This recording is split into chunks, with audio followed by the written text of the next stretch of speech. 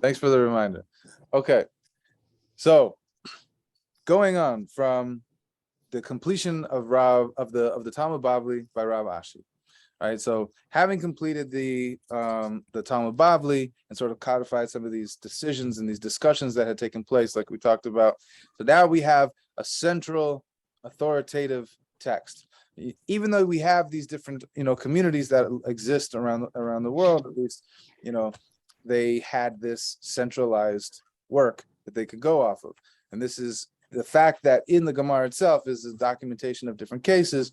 A lot of these cases came from, bringing them to the academy during the Yarchei Kala.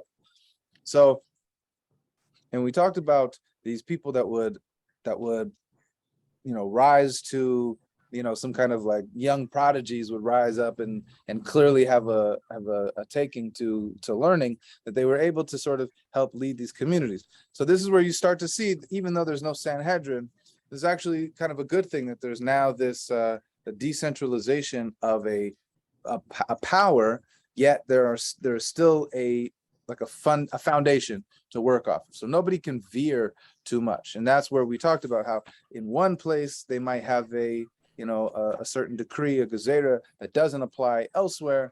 But these are certain things that we talked about, the wine by Pesach, that as a later example of the Ramah saying you could do white wine instead of red wine. We use certain examples to sort of look into that. So I think it was just after the completion of the Talmud Bavli that we start to see this, and from the Amoraim is the Savoraim, and there's this little period between the completion of the Gemara until what we call the Gaonic period, but this is due to the different political climates that sort of unfolded. We ended up needing these different figures in different communities that still had this central authoritative text, but there was less of an authoritative system in terms of there being a Sanhedrin. There wasn't a Sanhedrin, but the academy still held strong, they held the strongest authority. So so this is where we said that the based in or a court in one specific place, based in a gadol shashivim ve'echad batel mekam shonim kedem chibur haGemara, and since the Sanhedrin of the 71 sages and dayanim, and they had dismantled, as we talked about. So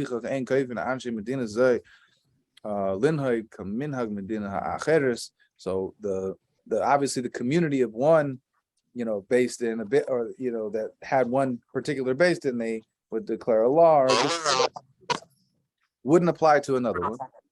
Based in ligzar, based in acher, and any decree that was put in one place didn't have to be upheld by another one, or even a later generation of a court could say that this is now being overruled by this new court. And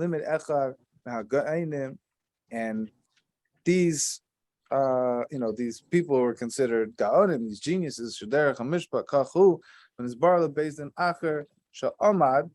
And since you could really say that even though this maybe a particular based in, or a gaon that would establish a certain decree, had such a had room or had water, their argument or their whatever it was, this decision held water, even still, because it wasn't, we're beyond this point where there's an authority that can say definitively that this is across the board for all the Yidden.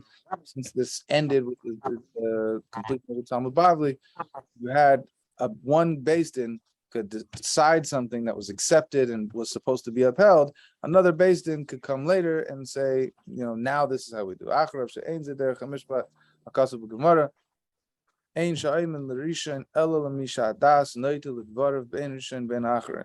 So you could say we hold by this one, but then another based in could come and So Udvarav Halalu, this is where we were.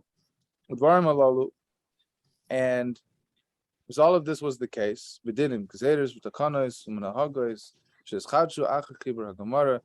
since these things that had come and were these new cases and new gezeras, new decrees and warnings and novel discussions. New cases were discussed, and they were compiled in the Gemara. Avukal hadvarim Gemara habavlis, specifically everything that was written in the Talmud Bavli, the Babylonian Talmud.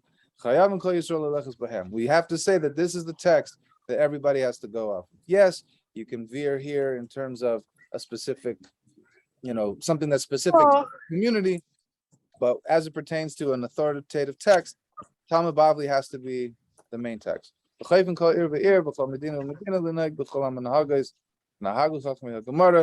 have to hold, every city and every town and country has to hold by the Gemara at least. All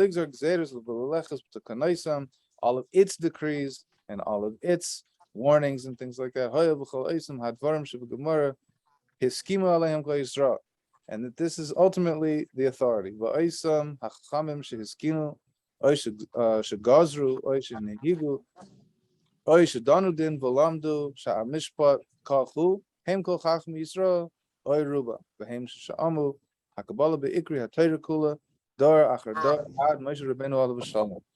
So every generation, as it pertained to having this authority that we were talking about, I heard, forget who it was, said that Judaism was like taking everything that we had as a culture, as a people living in Judea, and put it in a briefcase. So that Yiddishkeit is this, taking it as an indigenous culture with a faith and a way of life, a complete way of life, from tying your shoes to the most complex halachas is understood and kind of established in halacha. This is because we had this to go and to take with us. But since we go out into the world and we leave Judea, and we have to now be able to sort of adapt to whatever changes, these people who have authority aren't just people who decide we have authority. There's a chain that one person learned from a previous person that learned from a previous person, and each previous person was a particular figure who was held to have had authority, who learned it from the previous person who had authority, all the way back to Moshe Rabbeinu. And this is why this whole kind of doing the haskamas of the generations is important, because it keeps the chain of authority until we reach Rambam. All the sages that that came about after the completion and the compilation of the Gemara, and their descendants, we call these individuals Ga'onim. And this is now, I guess, where we're going into the Gaonic period, and these Ga'onim, as we discussed, had these they had these academies, and he's going to discuss a little bit about this, the people themselves and what distinguished this generation from previous generations. We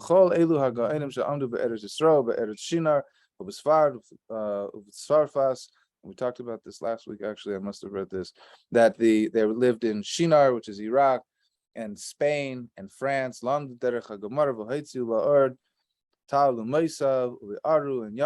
were able to learn, and explain the Gemara. He talks about how the fact that the Gemara, you have to have learned from someone who can teach you how to learn it properly to really understand. You can't just like crack the Gemara and just fly, right? These Gaonim were able to do so, and then they were able to sort of lead the generation, lead the communities based on this information, but also, more importantly, they were able to answer shilas, right? So the fisha derech hamuka darkei ad l'ma'od, and because the Gemara is so complex, they were able to really dive into the depths of the Gemara and understand it in a way that was that they were able to then apply it to the daily life of their respective communities. Va'od shahu b'lashon arami ma'ariv in l'shenis acheres l'fisha oisa ha'lashon ha'isa v'rura l'chol anshe shinar be'es chubra ha'gemara. Now the Gemara is written in Aramaic, which was the language of the people living in Babel at the time of the compilation of the Gemara, which is why it's written in Aramaic. However, beyond that time period, they stopped using the language of Aramaic, especially as the Muslims and the Caliphate sort of took over. Now everyone's speaking Arabic. So you, even more so, you have to have people that understand the Gemara, who learned it from those who could teach the Gemara and teach them how to understand the Gemara moving forward. And in other places, even in the place itself that used to speak Aramaic, which is where the Gemara was established or was compiled and codified, they stopped using Aramaic even there. So of all the places in the world, they had Aramaic in one place, which is why the Gemara is written in it. They stopped using that language there. So then for sure, everywhere else where they never use the language, it's going to be difficult to understand and know how to learn the Gemara. But here we go. It says, and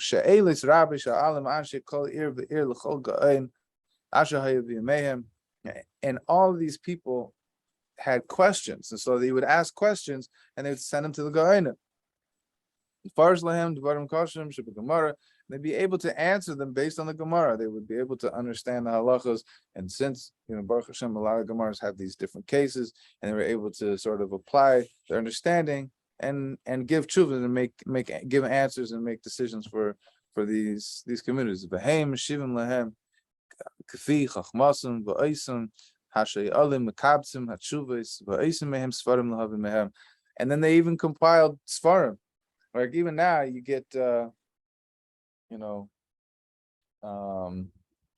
have a shaila you have a question for someone, you call a Rav, and the Rav can sort of look, and you can literally crack open, the Igros Moshe from Moshe Feinstein, who was a basic Ador in the previous generation, and literally see from his shailas and shuvas how he might hold on a particular thing, just from this kind of situation. Someone writes in a shaila, a question, he gives an answer based on his understanding, and then these are then documented so that somebody later can know the answer to such a situation, right? So this kind of shilas and chuvas we start to see in the Gaonic period, and literally from the Gaonic period on till today, we have these compilations of shilas and chuvas. You can really understand how a particular, Rav or Gadol or Pesach holds on any particular subject, which is really, a genius idea to write down my answer, write down the question and the answers that I give. So,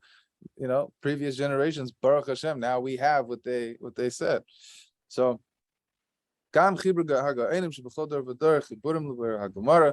also you have people who would these Gaonim also wrote down and compiled their explanations on the Gemara. So not only is it just shilas and shuvas that are being written down, questions and answers. What do I do about this case? Here's the answer. Now somebody else can look. But also when learning Gemara, how can I make sense of this particular Gemara? Luckily, the Gaonim, certain Gaonim, they compiled their understandings and explanations on the Gemara. So now we have even this, because this is the whole thing. It's not enough to just be able to. It's not enough just to be able to write to a Gaon and get an answer, or to open a Gemara and sort of understand it, at least on the face value. When it comes to the Gemara, if you understand it at face value, chances are that's not enough to be able to actually darshan halacha from it. So you really be able to delve into it. The Gaonim just incredible foresight that they gave us their explanations and ways of understanding. So mehem mi shapirish halachas yichidas, and we're able to see how they explain certain specific halachas. Mehem shapirish prakim yichidim sheniskashu b'yamav. Mehem mi shapirish masechtas usdarim, and we can see that they wrote entire explanations on not just a particular halacha, but on an entire masechta, an entire seder, and all the sdarim of Shas. Of the Talmud.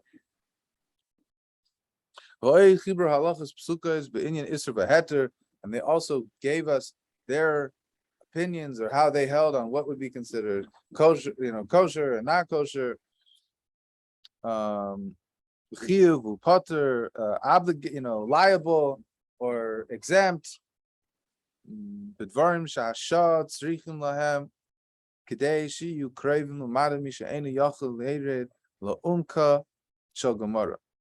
then by doing this, there were, in every every generation, these particular Gaonim, they wrote down these shilas and shuvas. They wrote down their explanations on Gemara so we can understand how they learned it, and they also wrote down their final rulings on certain halachas, right? Whether this is established as this is established as that. We got to see what each Gaon really held in regards to that. So v'zohi melechas Hashem she'asu ba kol Gaoni Yisrael, and he's going to go through. He's going to go beyond this, but this is really the summarization of what that entire period. This is what they offered to us. So based on the work that they did for Hashem, and they gave to the Gaoni Yisrael miyom shechubra hagamara va'ad zman zeh shehi shana sheminis acher meya ve'elef l'churban habayis v'hishnas arbas alafim usha meyos u'shleishim v'sheva libriyas ha'elam. So he said, this is basically this period from the completion of the Talmud Bavli up until my time is what he says. So his time being, he says, 1108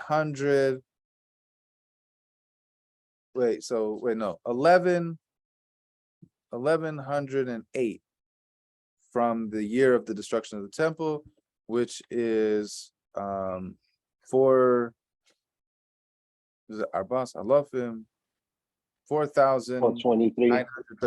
BCE. Sorry, was that the destruction of the first temple? You said second temple. Second temple, okay. The second temple. So 1100 years after the destruction of the temple, second temple, which is the start of all this mission, guys. And that was around the year 70 or 71, something like that. And then he said 70. 70, okay. And then he says specifically 4,000, the Hebrew year 4,937.